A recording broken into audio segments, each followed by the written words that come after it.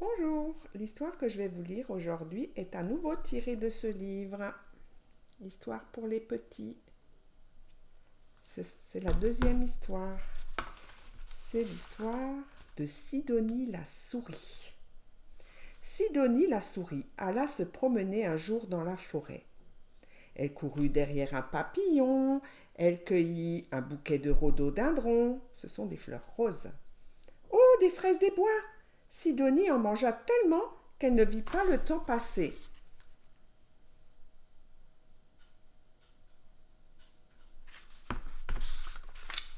La nuit tomba et la lune éclaira la forêt. Oh, se dit Sidonie, je ne suis pas rentrée à l'heure du goûter. Maman va me gronder. Sidonie eut beau marcher, chercher, courir. Elle ne retrouvait plus son chemin.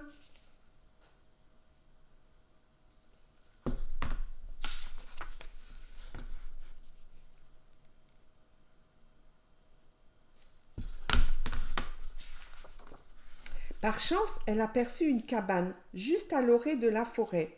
L'orée de la forêt, c'est le bord de la forêt. Toc, toc, toc. Sidonie frappa à la porte. C'est ouvert, il suffit d'entrer, dit une grosse voix.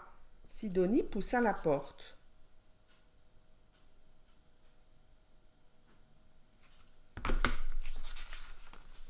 Oh, mais tu es un ours s'écria-t-elle tout étonnée en voyant le propriétaire de la cabane.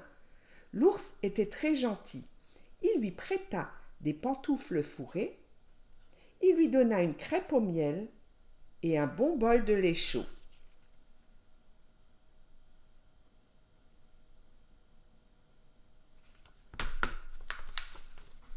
Comme Sidonie était fatiguée d'avoir tant marché, il lui proposa de dormir dans le petit lit de son neveu.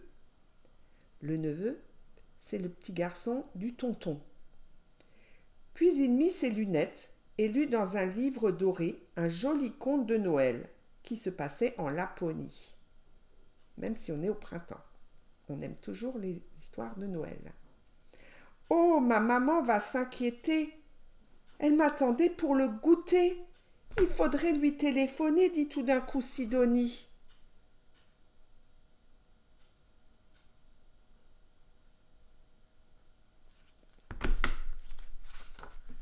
L'ours n'avait pas de téléphone. Il alla donc appeler d'une cabine publique, juste derrière le gros chêne, et revint peu après. Voilà, c'est fait. Ta maman est rassurée. Elle nous attend demain matin pour le petit déjeuner. Bonne nuit, Sidonie.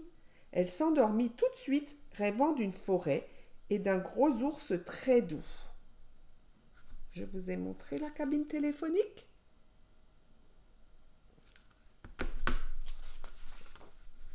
Et Sidonie qui fait des jolis rêves.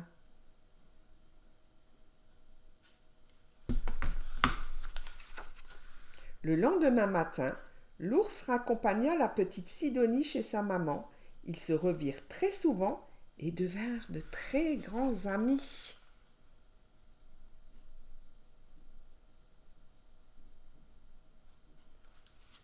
Et voilà.